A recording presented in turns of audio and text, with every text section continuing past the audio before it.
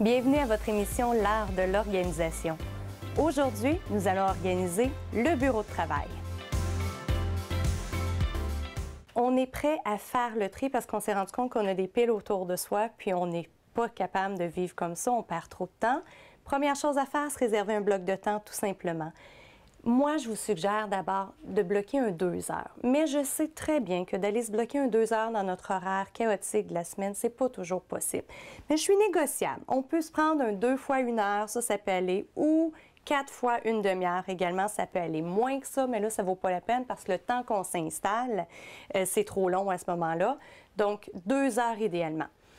Ce bloc de temps-là, qu'est-ce qu'on va faire avec? On va aller se dénicher un grand espace. Dans le bureau ici, ça donne qu'on a une belle table de conférence, donc ça pourrait être l'endroit où aller s'installer. Si vous n'avez pas de table dans votre propre bureau, vous pouvez réserver soit la salle de conférence ou encore aller sur la table à dîner de la cafétéria, puis arriver avec vos piles de dossiers pour aller travailler là. Un truc que je vous donne, on prend notre pile, si on a des piles bien entendu, et on la tourne à l'envers. Pourquoi? Tout simplement parce que ce qui est en dessous, peut-être que c'est déjà passé date, puis on va être capable de l'éliminer très rapidement.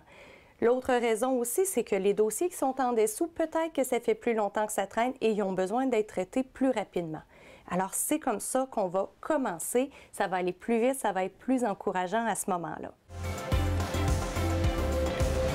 On va aller se faire 4 piles.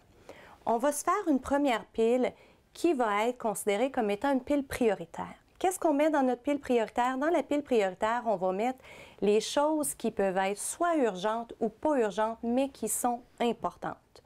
Et ceux-là, on est capable très facilement de les détecter. Notre deuxième pile, on va aller mettre dedans les routines. Dans nos routines, donc c'est les choses qui reviennent sur une base régulière et on va également mettre dans cette pile-là les doutes. Vous n'êtes pas trop sûr dans quelle pile ça va, à ce moment-là, ça va dans la pile routine, sinon vous sauriez automatiquement que ça va dans la pile qu'on appelle prioritaire. On se fait une troisième pile où on va aller mettre des magazines, si on en reçoit encore des magazines papier, des journaux, donc de la lecture que l'on veut faire, et finalement une quatrième pile pour des prospectus qu'on a pu recevoir. Quand on vient pour classer ces documents-là, il y a 2 choses sur lesquelles on va s'arrêter. On va s'arrêter d'abord à la date. Donc, est-ce que déjà c'est passé date? Et on va également s'arrêter à la nature du document. Quel est le type de document? Et c'est ça qui va nous indiquer où aller classer nos choses. Parlant de classement, justement, pour nos dossiers semi-actifs, je vous l'ai dit déjà dans le passé et je vous le répète, il faut gagner en hauteur. C'est un des meilleurs trucs en organisation, aller récupérer de la hauteur et non pas coucher nos dossiers à plat. Pour ce faire, on a ici un classeur vertical. Celui-ci, il pourrait être utilisé pour les dossiers semi-actifs. Pourquoi? Parce qu'il est grand, il est en métal, il est très résistant, il peut être manipulé et il va durer très longtemps. Il contient beaucoup de compartiments également. C'est l'idéal pour nos dossiers semi-actifs.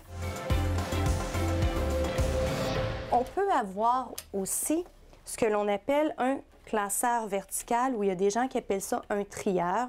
Ça va être pour notre courant. Donc, les dossiers courants que l'on a présentement, on vient les placer à la verticale dans un trieur comme celui-ci ou un classeur vertical que l'on appelle. Bien entendu, utilisez des couleurs. Dépendamment du type d'emploi que vous avez, ça peut être soit par département, ça peut être soit par type de machinerie que vous avez, peu importe. Écoutez, sur le marché, il en existe une panoplie de couleurs, c'est fou. Trouvez un code qui vous convient à vous, un code qui convient dans l'entreprise et ça va énormément faciliter au niveau de votre organisation.